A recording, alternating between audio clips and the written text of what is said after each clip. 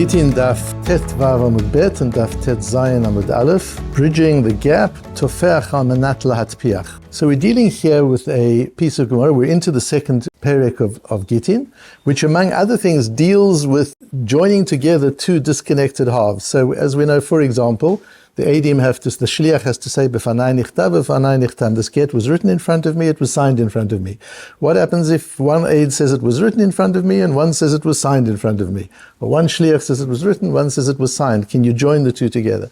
And in so doing, the Gemara starts exploring all sorts of interesting halachic examples of where two pieces need to join together, and can they join together or not join together? Ilchas Eruvin we've got, Ilchas Mikvos we've got, lots of different cases. One of the cases we're looking at is the case of Netilat Yadayim. So Netilat Yadayim you have to wash until your wrist. B'diavad until your knuckles, but lechatchila until your wrist. What happens if you wash half of your hand and then you wait and then you wash the other half? Or according to the Meiri, you wash your one hand and then you wait and then you wash the other hand. Does that join together? Can you join those two cases? Is the case that Ilfa asks in our Gemara at the bottom of Daf Vav Amud Bet, Bai Ilfa Yadayim Tohorot L'Chatzain or Ein Tohorot L'Chatzain? Can two half hands join together to make a whole in the dinim of Netilas Yadayim or not? And in understanding this, we've got to deal with an idea called Tofeach al Menat Lahatpiach, or Tofeach Lahatpiach. We find this in many areas of halacha. We find it in Hilchos Shabbos, we find it in Hilchos Yom Kippur. It's degrees of wetness. So how wet is wet? For example, laws of Schita on Shabbat. At what point do you say a cloth is so wet that merely handling it is causing a squeezing? So we say when it's Tofeach al Menat Lahatpiach, which means it's wet enough to wet something else. And we'll see today why we use that particular lashon, why we use that phrase, wet enough to wet something else. We have it in the dinim of mikvos, as we're going to see. In many cases, we have it in the halachas of Yom Kippur. If you're handling a cloth that is wet, is that washing? You're not allowed to wash on Yom Kippur. So you're handling a wet cloth. How wet does it have to be for that to be for it to be called washing? Tofeach al manat latpiach is the measure that's given. So just understand that when we use the word tofeach, we mean wet. When we say lahatpiach, we mean wet enough to cause something else to become wet. Now, I'm not going to read through all the sources, even through the Gemaras, because both in the interest of clarity and the interest of time. But please do use the Makoros. If you're on the podcast, there's a link in the description of the shiur. If you're on the Rabbi Lapin app, there's a folder with all the source sheets in them. And on YouTube, we haven't yet added the source sheets. But if you're learning the daf, then please learn through the sugya first. And if you're not, then you'll listen to it and you'll understand it. So the Gemara goes into this discussion and says, but we already know Rabbi Yanai has said that the two halves don't join for Netilat Yadayim. Says the Gemara, but what happens if it's wet? Says the Gemara, but we've got a case in mikvaot where even wetness doesn't connect two different bodies of water. If the one is wet and the other is a body of water, it doesn't connect them. Says the Gemara, but what about if it's tofeach al manat latpiach? If it's very wet, then what would be the din? And the Gemara says, well, that we figured out as well, that in laws of mikvaot, tofeach al manat latpiach, if it's that wet that it can cause something else to become wet, it is a chibur. It does join. And then the Gemara says, but maybe that's by mikvaot. And the case of mikvaot is an interesting case where a mikvah has exactly 40 sa'ah, the right amount of water, exactly to the milliliter. One man gets in and gets out, and then another man gets in. So the first man who got out took some water with him. So it's no longer a full mikvah, so the second man is not tahor, it doesn't work. However, says Rabbi Yehuda, if the first man is still standing with his feet in the mikvah, and the second one gets out, now some of the water is still on his upper body, but it's called a chibur. That water that's on his upper body joins together with the mikveh, and it's considered that there is still 40 sa'ah in the mikveh. So you see there what the Gemara wants to say, that if it's tofeach hamanat latpiach, if he's sopping wet, then it joins. And the Gemara says, no, maybe that's special, that's by mikvaot, but that won't help us by Netilat Yadayim. So one has to understand in learning the sugya, what's the difference between mikvaot and Netilat Yadayim? So in mikvaot, we're talking about this wetness bridging a gap in space. The man standing out, some of the water's on him up here and some of the water's in the mikveh down there. Can those two bodies of water join together? We're talking about two bodies that are separated by space. In the case of Netilat Yadayim, we're talking about two bodies of water. One is the water on the hand is still wet, and the other is the fresh water coming out of the kli, coming out of the utensil. Can we join the second utensil with the first utensil using the wet hand as the chibur, as the connector? Here there's a time difference, it's not just a spatial difference. As Rashi says here, very important Rashi, as we will see, in chibur, de chashiv keman de avid behadi hadadi. It's as if the one hand is still very wet, maybe we can consider it as if the two washings, washing number one and washing number two, were done simultaneously. So it's about bridging a time gap. That's very important to understand. That the Havamim, when we're talking about Netilat Yadayim, we're talking about bridging a time barrier, time gap. And in mikvaot, we're talking about bridging a space gap. Says the Gemara, you can't compare the two. You can't bring a raya from one to the other. As a result of that, the Rosh and the two paskin, that Netilat Yadayim is different.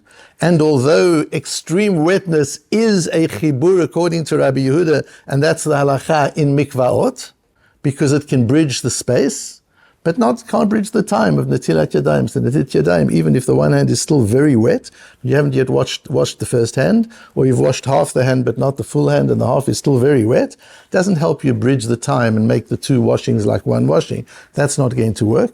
And therefore the Tur and the Rosh and the Tur paskin that you would have to wash again. The washing doesn't help, you've got to wash properly. And the Rambam learns differently. The Rambam says it does work. So that means the Rambam understands the sugya differently. How does the Rambam understand the sugya? So he explains the Kesef Mishnah on the Rambam. The Kesef Mishnah is the Mechaber of the Shulchan Aruch, Rabbi Yosef Karo. And he writes not only on the Tur, he not only writes the Beis Yosef on the Tur before he writes his major work, the Shulchan Aruch, he also writes the Kesef Mishnah on all of the Rambam before he writes the Shulchan Aruch. And the Kesef Mishnah says, because the Rambam learns the sugya as a techiyah ba'alma, that means, what did we say? Can these two halves join together when you're washing one hand and then you wash the other hand? Can they join together? You wash half the hand, you wash the other half a hand, can they join together? The Gemara goes through the reasoning and says, but we see in mikvaot that it does join together, so that's good. Says the Gemara, but maybe mikvaot is different. Explains the Kesef Mishnah, what the Gemara is saying is, maybe it's different. But the Gemara doesn't conclude that it's different.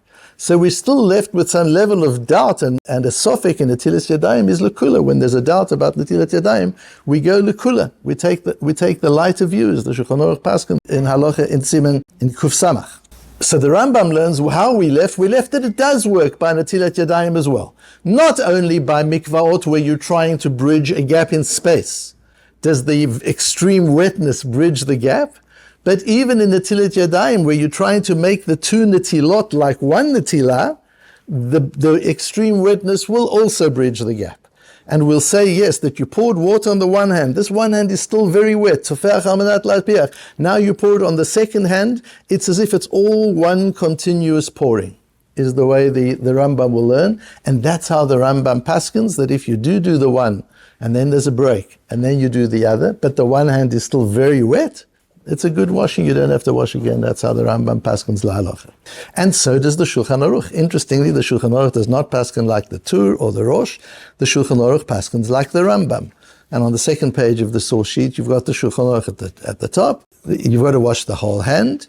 And then he goes on and says, Natal miktzat yado v'chazar v'osif anishar miyado. You wash part of your hand and then you wash the second part. Harei yado tme'ah, k'mo she'haita de'ein netila lechatzein. That's Rabbi Yana's law. You can't have half washing.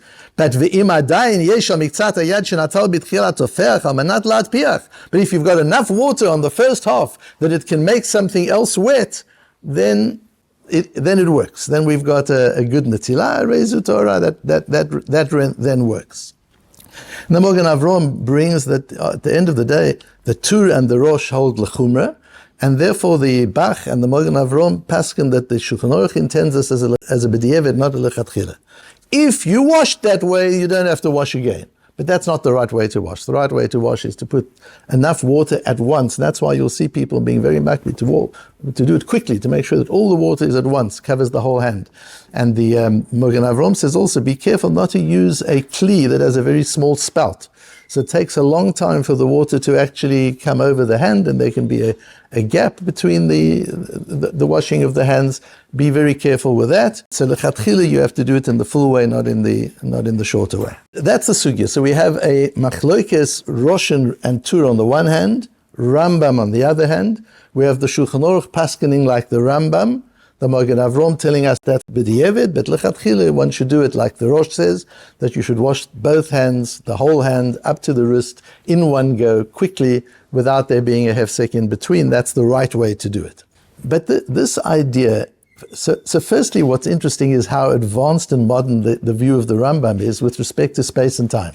The Tur and the Beis Yosef are obvious. When you learn the sugya, that's the problem with the sugya. How can you even compare Netilat Yadayim, where you're trying to bridge a gap in time, with mikvaot, where you're bridging a gap in space? How do you do that? Says the Rambam, time and space are the same kind of thing. Do you not know anything about Einstein? The time and space are treated the same way. It doesn't matter if you're bridging a gap in space or you're bridging a gap in time. And you see that often in the Rambam, that the Rambam understands the relationship between time and space. He sees time just as another spatial dimension. There are not 3 dimensions according to the Rambam, there are 4 dimensions. And the 4th dimension is time. Whereas according to the Tur and the Rosh, they learn more conventionally, the space, time is a different thing. And you can't bring a raya from mikvot, which is talking about space, to Netilat Yadayim, which is talking about time. But according to the Rambam, you can. This idea of tofeach al manat latpiach, and why this particular phrase is used, is because we're looking not at how wet it is, but its capacity to wet something else. Where else have we got such an idea? Simon, can you think of another case where we've got a similar concept? Where you're not looking at how much it has, but how its capacity to affect something else. No, Hilchas Shabbos, where? Bishul. Bishul, yeah, where with Bishul? What is a Kli Rishon? You could have a Kli Sheni that is 90 degrees, and a Kli Rishon that is 80 degrees, and the Kli Rishon is mevashel, and the Kli Sheni is not. The Kli Rishon is also to pour on something, and the Kli Sheni you can. It's not about the temperature. It's about its capacity to cook something else. And a Kli Rishon can still cook something else. A Kli Sheni has lost its capacity to cook something else. It's the koach hamevashel. It's not the chom. It's not the temperature. It's the koach hamevashel. And here too, so it's the ability to impact the other. It's not just how much the one thing has got. And let's progress that to people. It's not about how much Torah you've got. It's about how much Torah can you transmit. It's not about how much chesed you've got. It's about how much chesed you can transmit.